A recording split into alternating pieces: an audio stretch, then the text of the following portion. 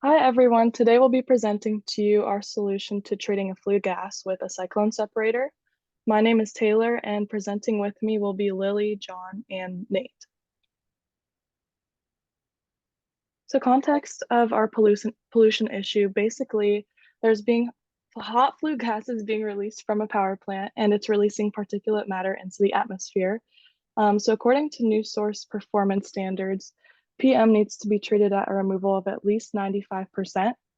And to treat the flue gas issue, we found that ultimately a multi-cyclone separator was the most practical and effective. Basic characteristics of our flue gas are that it's about 120 degrees Celsius on average. It's being released from the power plant at a rate of about 3.4 times 10 to the 6 cubic meters per hour. It contains 12 milligrams per cubic meter of PM, and the particles that are being released have a geometric mass mean diameter of 4.2 micrometers and a geometric standard deviation of 1.83.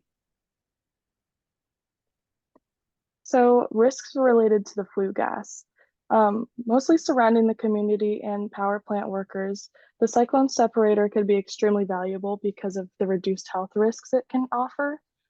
Without the cyclone separator, the flue gas released from the plant can have the following effects: lung and bloodstream transfer, aggravated asthma, and premature death. And going back to that lung and bloodstream transfer, that's an extremely important one in terms of health because particles that are smaller than 10 micrometers are able to cross important barriers, which could pose extreme health effects.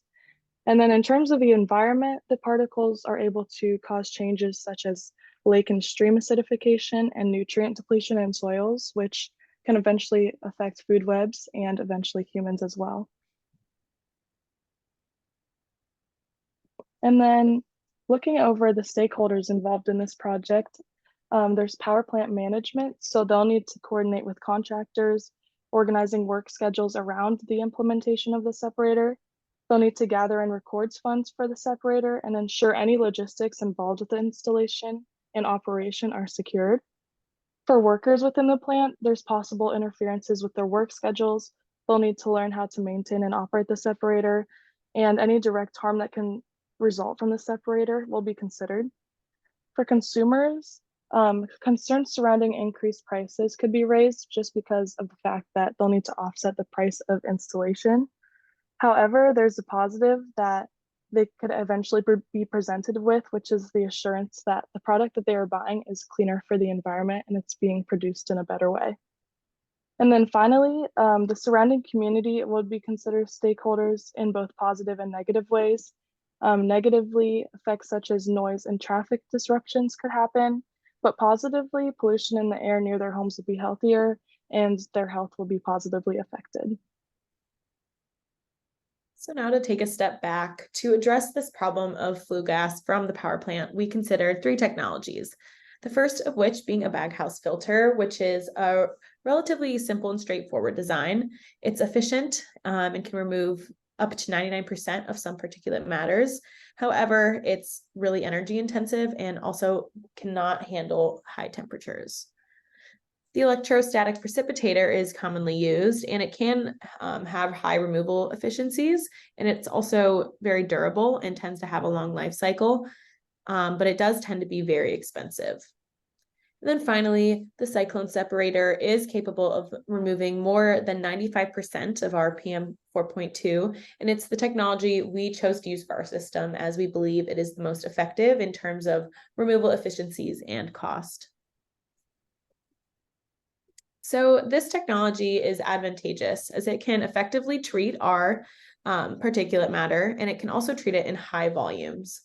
It also can withstand heat and has lower unit cost and maintenance requirements than the other technology options. So how does the cyclone separator work? It's pretty simple. It operates under just two mechanisms: centrifugal force and particle motion. As air swirls into the cyclone, the centrifugal force pushes heavy and dense particles to the outside edges of the cylinder, where they are then forced down and out the bottom of the cyclone. Clean air is less dense and can then swirl through the top and exit the cyclone. You can see that being depicted here. As you can see, the less dense, non-pollutive particles are able to just travel right up and out of the cyclone, whereas the heavier pollutive particulate matter will swirl through the body and then exit out the bottom. And this design of the body contributes to its efficiency. The cross-section of the body decreases towards the bottom, as you can see in the image, which helps increase the tangential velocity being imparted onto those heavier particles. This also helps the recovery of kinetic energy, pressure, and overall efficiency of our system. And now that we know that how the cyclone operates, let's get into the design. So our operating condition assumptions were that the outflow of the separator was at atmospheric pressure with a 27 meters per second inlet velocity. We also assumed that our gas was composed of between 8 and 10% carbon dioxide, about 20% water, between 2 and 3% oxygen, and then about 70% nitrogen. We've used that composition to find that our density of our fly ash particle at 120 degrees would be about 2,500 kilograms per cubic meter. So our design equation, we used a high efficiency cyclone as our basis, and we found our DC for one cyclone to be about 35 square meters, which is impractical. So we increased our cyclones until we found one that was more in line with what we were looking for and met our efficiency standards. And we ended up with 32 cyclones with about a half a square meter inlet area. We found our DC to be 1.36. Shown on the right, so for the cyclone separators, there's standard designs that you can use against known values of their efficiency and capacity to take flow depending on our particle sizes. And that's where we found the ratios to put against our DC to find our sizing. We used a scaling factor to do so, which ended up being 0.18. We basically take ratios between the particle size, flow, viscosity, and the size of the inlet to find that. As John stated, the scaling factor was used to scale our cyclone to a standard cyclone with known efficiencies. Well, to do this, we needed to know our particle distribution. And for our project, we were only given the mean diameter and the standard deviation for our cumulative data of particle sizes that we are trying to collect. In many cases, when designing cyclone separators, a more complete set of data is usually found to complete the efficiency test of the design system. But for us, we improvised and decided to assume the complete set of particles were normally distributed and therefore could follow the empirical rule for probability densities given a mean and standard deviation. The empirical rule allows us to extend our data or given data to a wider range of particles to apply the efficiency calculations. This means that 68% of our data is within one standard deviation, 95% is within two standard deviations, and 99.7% is within 3 standard deviations, as can be seen off to the figure to the right.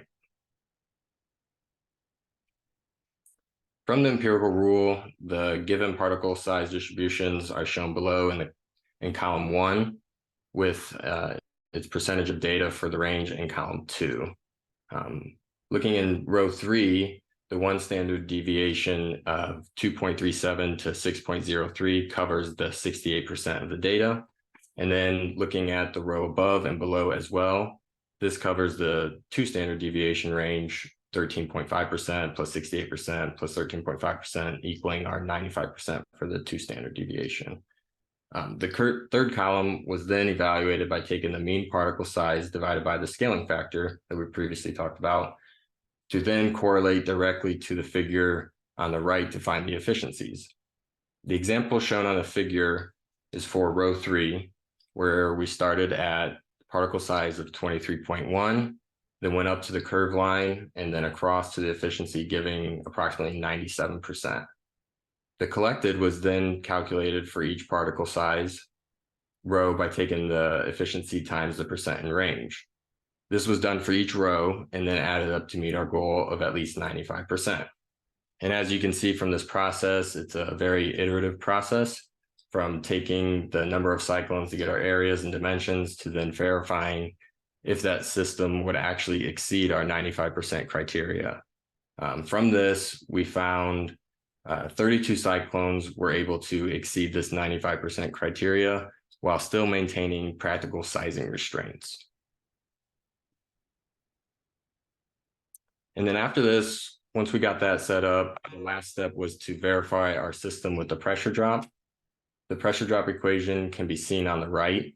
A few variables were calculated from our established dimensions and DC value and are shown in the top left there. From figure 10.47, this was used to indicate, or as indicated with the red lines, to figure out the phi factor, which was found to be 0.8. Plugging all these values in gave a pressure drop of 10.96 millibar or 112 millimeter H2O. And this value was found to be just a little bit higher than some of the example values we found. But due to our very high flow rate, this is taken as a very okay measurement. And then our final design geometry is shown here in both standard and metric units. As can be seen in the middle image, our total height for each cyclone will be about 5.5 feet.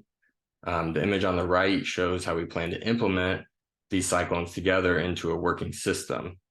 This one shows 16 cyclones, so we'll have 2 of these systems working together for our total of 32 cyclones, which will give us our 95% criteria.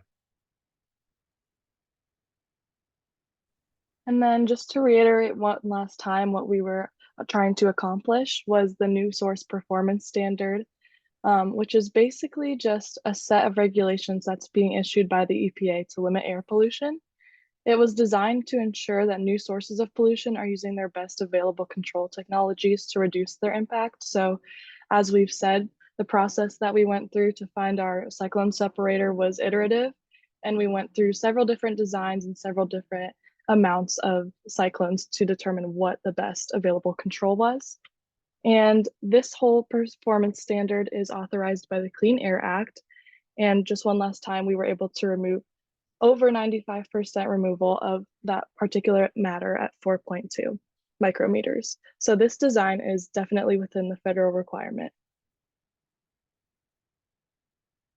Thank you, and here are our citations.